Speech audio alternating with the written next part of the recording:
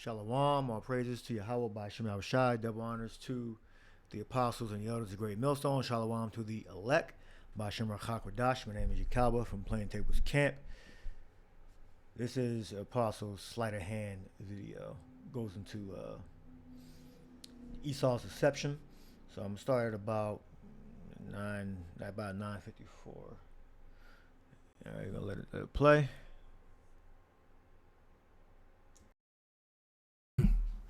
So pretty much he would be like a sophist. He has a very good argument, but when you pick the argument apart, it doesn't stand up to the scrutiny. So when we look up this word sleight of hand, sleight of men, the word sleight is kubeya, is where you get the word cube from. And the reason why it goes back to kubeya or cube or kubia is it could be because the cube goes back to the dice or die playing. When you play dice, when you would roll the dice, or the die, they would do something to where they sometimes you hear a term like the dice were loaded, so on and so forth. It says from kubos, a cube.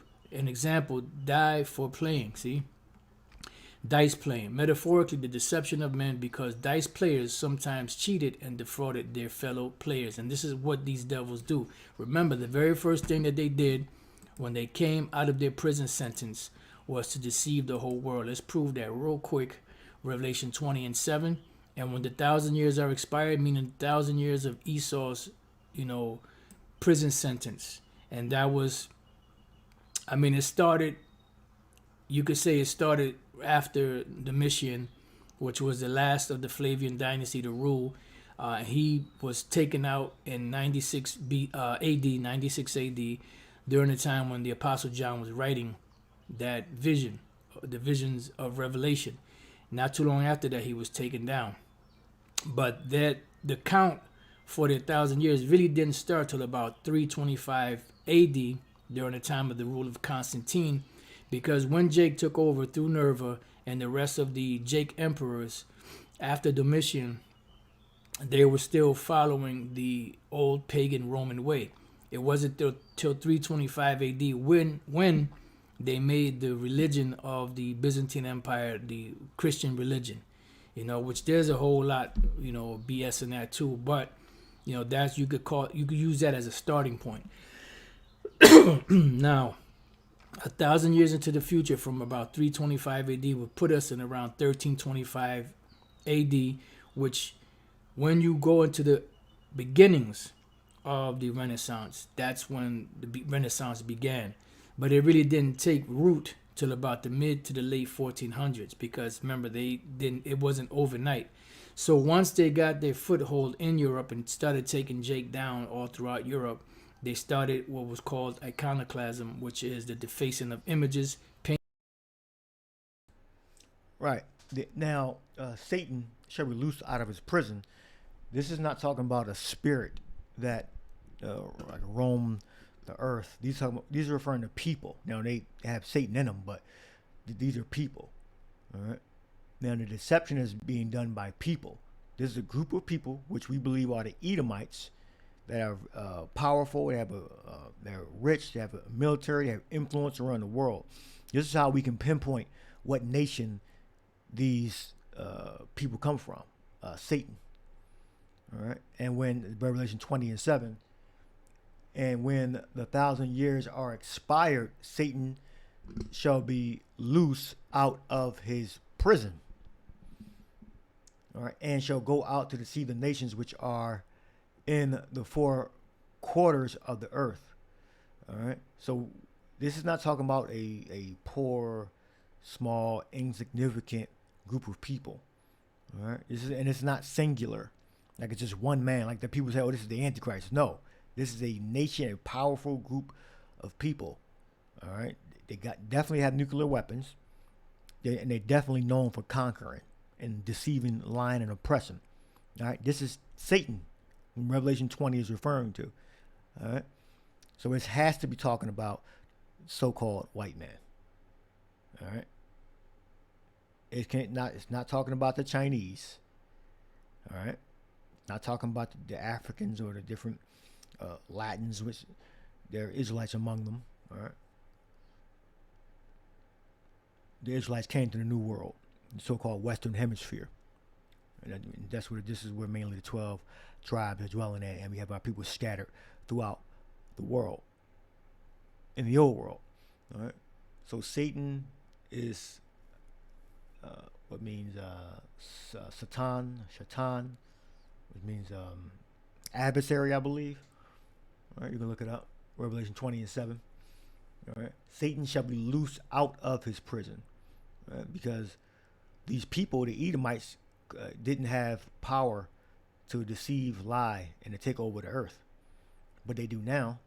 The so-called white man has subdued the earth with his technology, his military, and his money. This can only be talking about that group of people. All right. There's not been a nation more conquering than the so-called white man. All right. His biblical nationality is Esau. All right. So there's been no nation that has conquered more than Esau. All right. And he didn't only conquer you, with the sword. He conquers your mind. All right. He conquers your morality, your moral compass. All right. Let's finish this video out.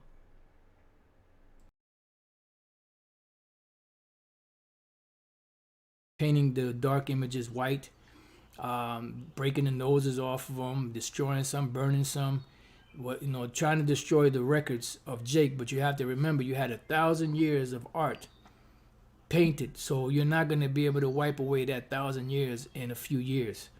All right. So after the 1,000 years expired, Satan shall be loosed out of his prison, which is Esau, and shall go out to deceive the nations which are in the four quarters of the earth. And that's exactly what they did through their Renaissance. So that was the sleight of hand. Now, what are we speaking about specifically? What sleight of hand or deception are we speaking about specifically? This so-called red heifer, third temple that Esau is pushing, that they found the red heifer that they needed for this sacrifice. And I was just watching Luke Radowski on We Are Change, and he was speaking about how that they plan on sacrificing the red heifer, if I'm not mistaken, if I heard him right, on the day of April 8th during this solar eclipse, and CERN being fired up. CERN is the particle beam or whatever you call that, to pretty much trying to invoke the demons because Esau doesn't want to go down. I think it's called the particle accelerator. You just look that up, particle accelerator. I think they launch particles that are really high speed and try to destroy it or break it apart. And apparently they get some type of effect. And this is why the Lord told him, stand up now with your enchantments, with your monthly prognosticators. And this is exactly what they're doing through CERN.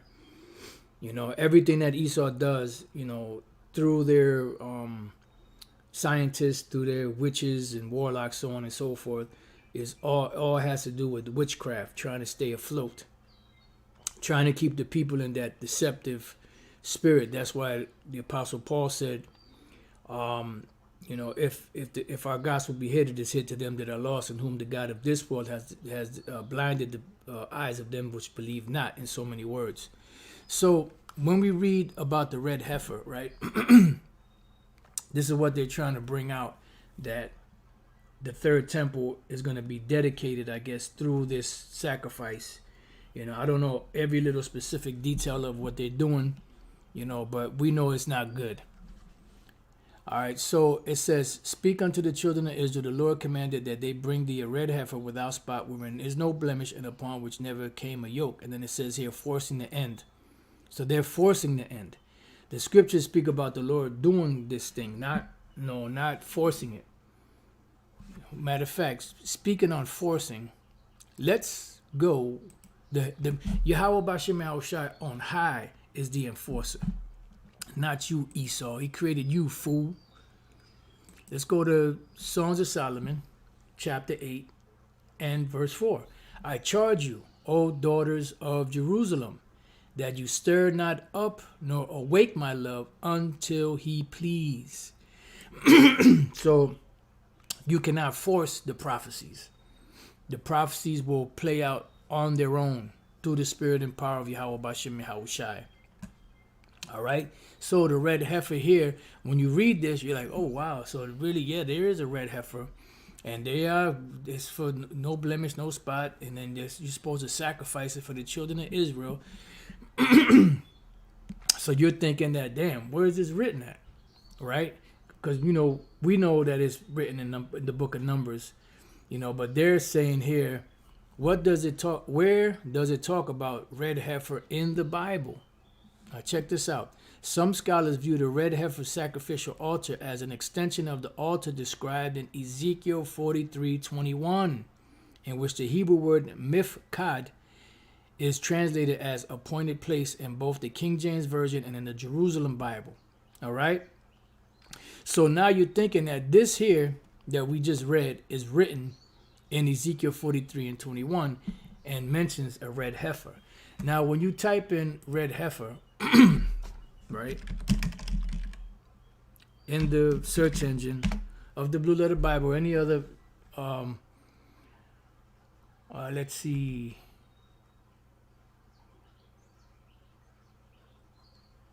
I thought it came up a little bit more than that.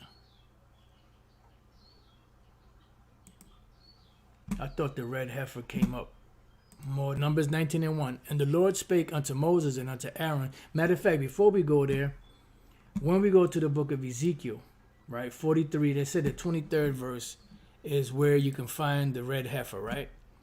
When we go there, we're just going to read the point and we'll go back up. Ezekiel 43 and what was it? 21. It says, thou shalt take the bullock. Doesn't say anything about a red heifer. Doesn't mention the word red. Doesn't mention the word heifer.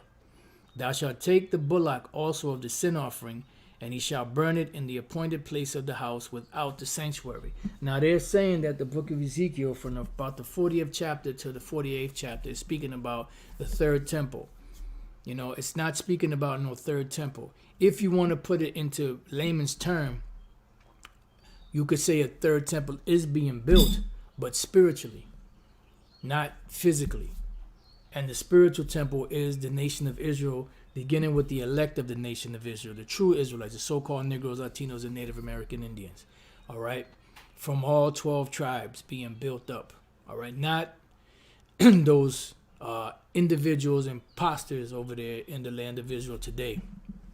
And when we look up this word bullock, right, it goes to the word par. So here goes the deception. It doesn't mention red, but it mentioned the word par. Now, par is a bullock in the male form. All right, young bull, steer, bullock. Right, so it's a bullock, a bull. Right, now, the way you say bull, the feminine tense would be. What the apostle just said, it's 1 Peter 2:5. It says, ye also, as lively stones, are built up. Ye also, as lively stones, are built up a spiritual house and holy priesthood to offer up spiritual sacrifices acceptable to the power by Yahweh Shai Mashiach, who the world ignorantly calls Jesus Christ. So the building, the third temple, are the Israelites. The Lord said, Yahweh Shai says the temple of the Lord, the kingdom of heaven is within you. The kingdom of heaven cometh not with observation. Neither can one say lo here, lo there, but the kingdom of heaven is within you. Let's get that real quick.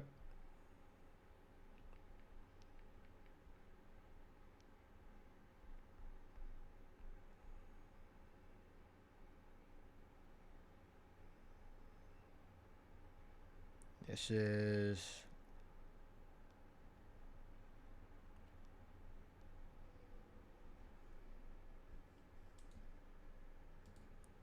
is Luke 17:20, and when he was demanded of the Pharisees when the kingdom of the power should come, he answered, them and said, the kingdom of the power, the Most High, cometh not with observation. Neither shall they say, lo here or lo there, for behold, the kingdom of Yahweh, that's the Most High God, Yahweh is within you. All right, meaning the children of Israel. All right, the Israelites are the Lord's building. All right, finish this video off. Parah, you put a ha at the end of this par, then you put a ha at the end, it would be parah, which is the way you say heifer. Matter of fact, let's read this. Numbers 19:1. And the Lord spake unto Moses and unto Aaron, saying, this is the ordinance of the law which the Lord hath commanded, saying, speak unto the children of Israel that they bring thee a red heifer without spot, wherein is no blemish, and upon which never came yoke. So when you look up the word heifer, which is a female cow, you have the word parah, which is feminine, not male. All right, it comes from par, which is an ox, bullock. You know, in other words, a male bull. All right, then you have your cow heifer. So this is a female. It says it's feminine of H6496, which is right here, 6499. I'm sorry, feminine of H6499. H6499, which is par, which is bullock, bull. All right, so that's where the deception comes in. But they're trying to say that this, the sign of the red heifer. Now, wait a minute. The red heifer was born where? They had 3 red heifers. It goes back a couple of years back. I'm not sure. I forgot what year it was, but it was 3 red heifers that were born recently. I think it was, and they were not born in the land of Israel. They were born out of all places, Texas, in America. All right. So first of all, you're getting red heifers from another country to bring to your country, not your country, what this country you stole, and you're trying to say that this is a sign from the Lord that you're to build the 3rd temple. So why weren't those red heifers born in your land? Or not your land, I keep saying your land, and the land you stole. Why weren't they born over there? Right, the prophecy, I believe, Ezekiel 36 says that the Edomites took the land. All right, so it's their land because they possess it, but when the kingdom come, they're going to be destroyed out of the land. All right, they own it. I mean, they set up shop there and they have made laws, but it rightfully belongs to the children of Israel, which is so-called blacks, Latinos, Native Americans, and people scattered throughout all nations.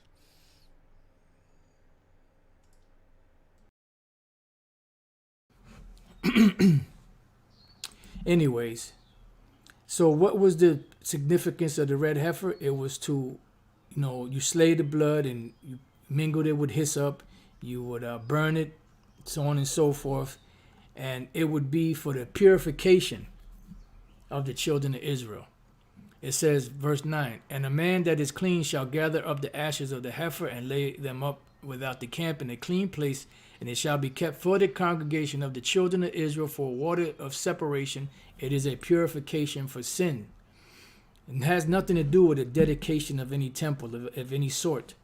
It was for the dedication or for the purification of the sins of Israel that were put apart by Yahweh Bashem Yahushai for our iniquities, for our sins. All right, and now we're being purified by the blood of Yahushai through the word and the doctrine and this truth that we're teaching. And the Lord is building up the tabernacles of David that were fallen. Right, so we don't need burnt offerings to be purified. All right, Yahushua said, or John said in 1 John 2:1, he said, let me just get it. If any man sin, we have an advocate with the Father, Yahushua, Mashiach, the righteous. Let me get 1 John. First John 2:1. 2. First John 2:1. My little children, these things write I unto you, that ye sin not. And if any man sin, we have an advocate with the Father, Yahweh Shai. All right. Jesus is a made-up word. All right. Did not exist during the Lord's time. Mashiach, the righteous. All right. And he is the propitiation for our sins, and not for ours only, but also for the sins of the world, which this world is referring to the Israelites.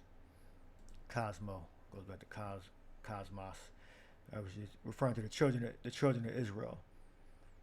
All right, because the children of Israel are the chosen of the Father, Yahweh. All right, you looked it up. It means orderly arrangement. It doesn't mean all the people on the face of the earth, because the people on the face of the earth are going to into slavery. Let me get that real quick. All right, Revelation 2:25. Let's prove that point real quick. Start 26. And he that overcometh and keepeth my works unto the end, to him will I give power over the nations. He shall rule them with a rod of iron, as the vessels of the potter shall be broken to shivers, even as I received of my Father. And I will give him the morning star. All right. He that hath an ear, let him hear what the Spirit saith unto the churches. So we know that there's no such thing as you're going to burn in hell forever and ever and ever and ever. We know that the nations who are not Israelites are going into bondage, slavery. All right, it's clear.